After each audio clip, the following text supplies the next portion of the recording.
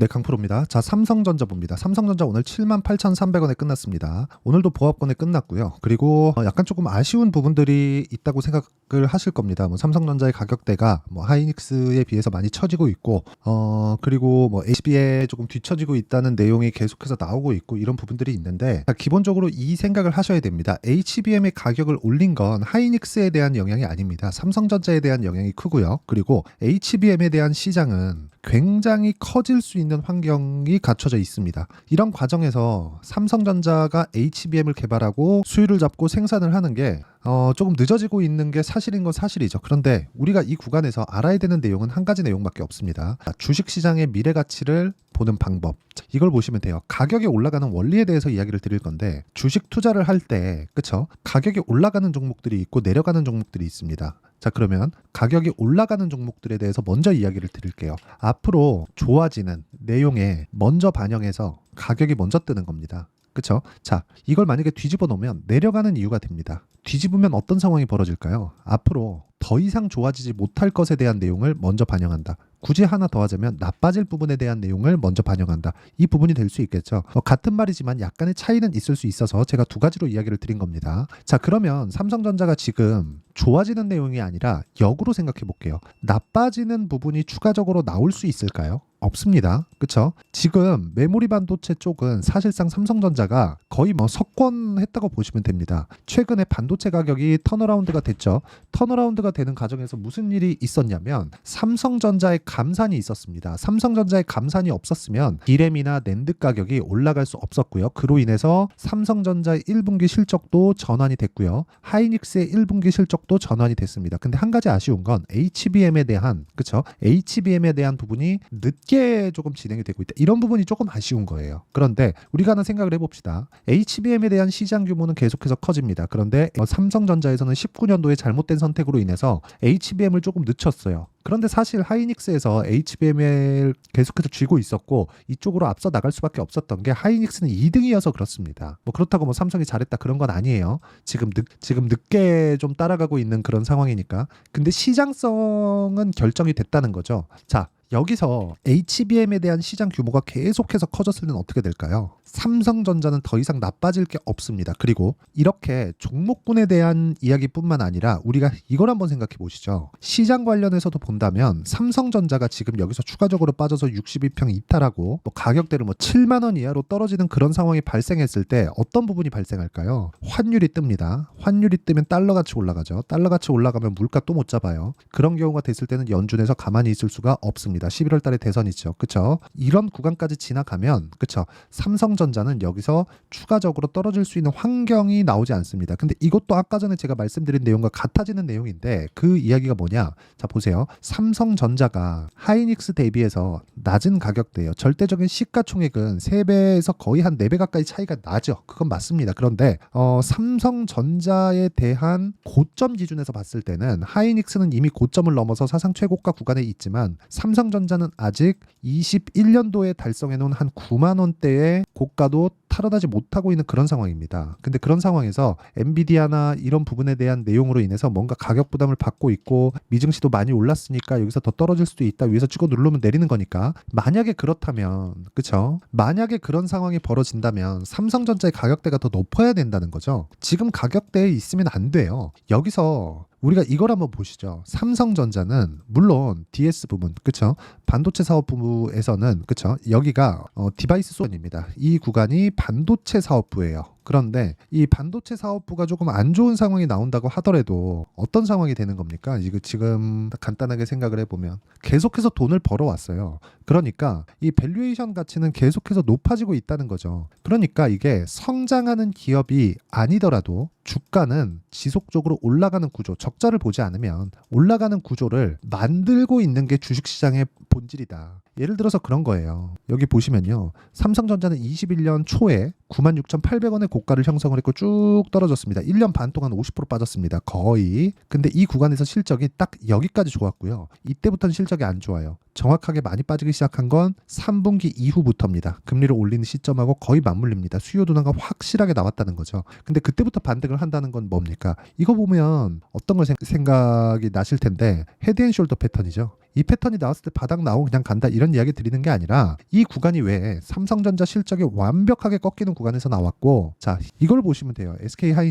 하이닉스도 보면 그쵸? 삼성전자의 턴어라운드를 확인하고 나서 돌렸죠. 근데 HBM에 대한 내용으로 인해서 추가적으로 강세를 보인 겁니다. 즉 삼성전자는 지금보다 더 나빠질 수 있는 상황이 없습니다. HBM 수요는 이거 안 꺾입니다. 이거 지금은 이 데이터 센터 이쪽으로만 지금 투입이 되고 있는데 이미 상용화에 성공을 했고 서버 단으로 들어가고 있기 때문에 이게 개인 사용자용으로 내려옵니다. 이건 어쩔 수가 없다고 보시면 되고, 무엇보다 이번에 HBM으로 인해서 메모리 반도체의 활용성 그리고 필요성이 굉장히 높아져 있는 그런 상황이에요. 무엇보다 비메모리에 대한 설계가 메모리 반도체와 같이 진행이 된다는 점, 즉 비메모리에 대한 성능을 높이기 위한 하나의 조건이 되었다는 점은 굉장히 긍정적으로 바라봐야 될 필요가 있고요. 그동안처럼 사이클에 대한 부분이 많이 줄었을 수도 있습니다. 전 그렇다고 생각을 하고 있습니다. 그렇다 그래서 조정이 없는 건 아니에요. 그렇죠? 근데 그런 올라오는 상황에서의 조정 구간도 충분히 받고 있기 때문에 우리가 삼성전자를 보는 과정에서는 그렇죠?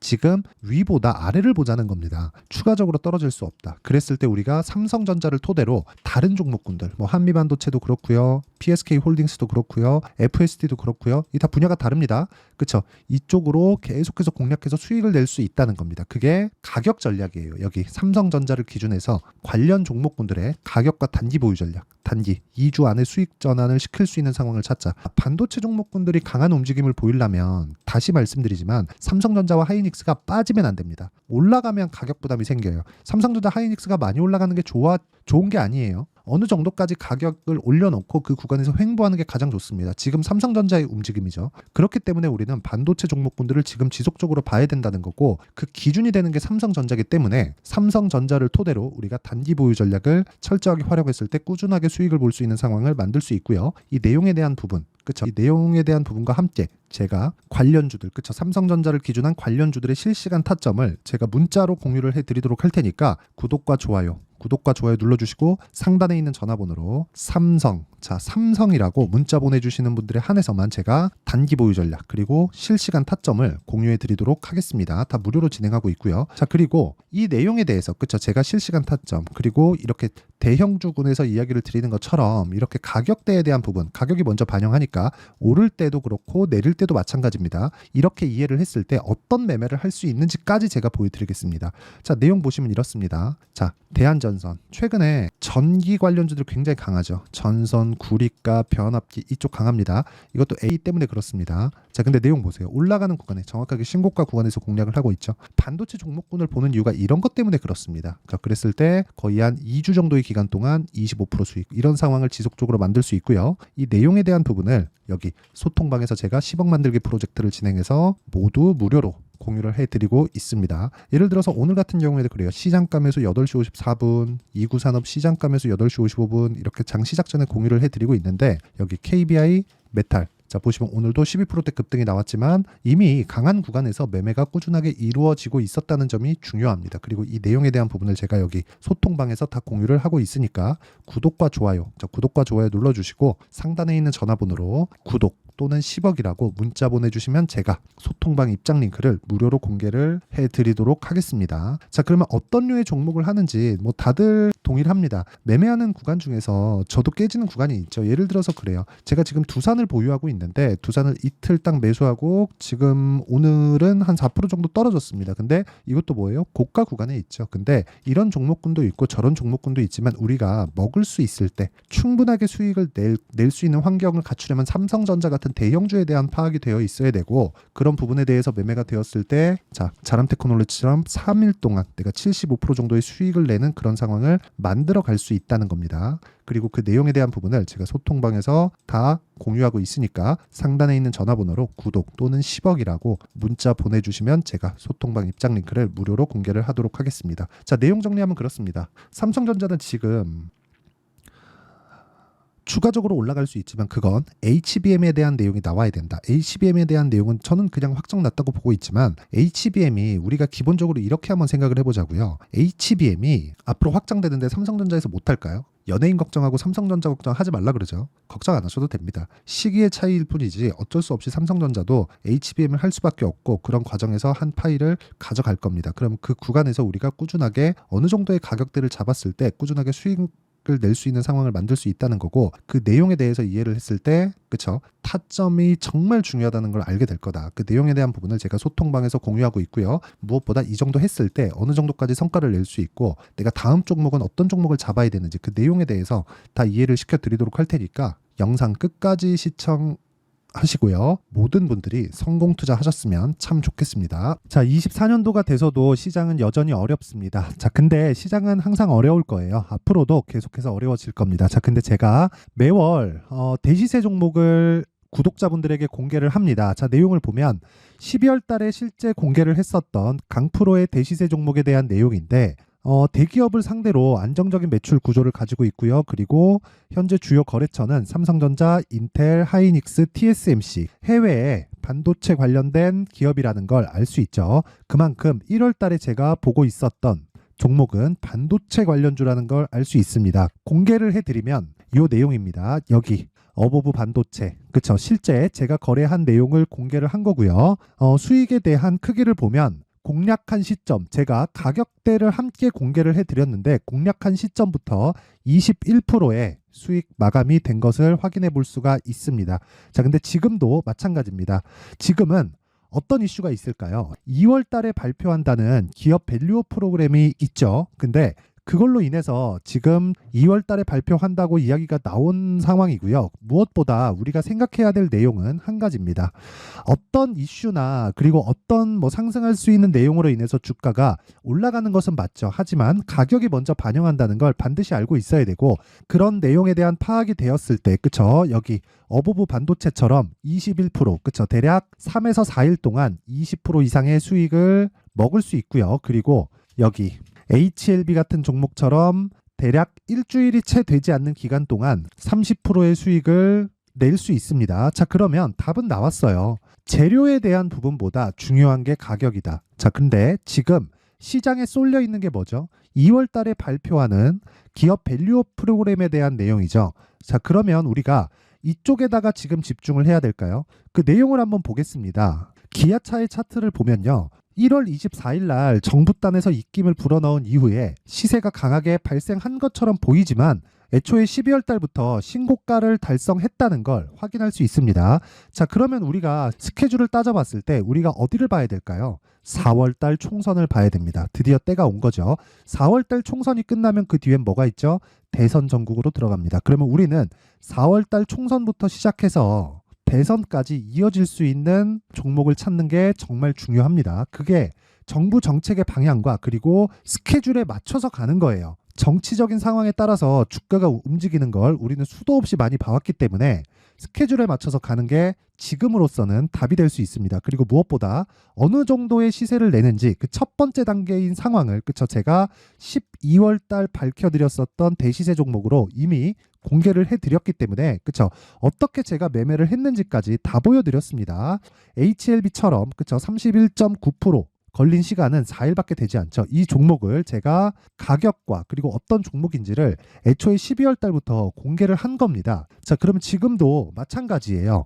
앞서서 제가 말씀드렸었던 23년도에 했었던 여러 가지 종목들이 있죠. 한미반도체 같은 종목들도 여기 소통방에서 모두 공개를 해서 실제로 10,000원부터 60,000원까지 상승한 내역이 있고요.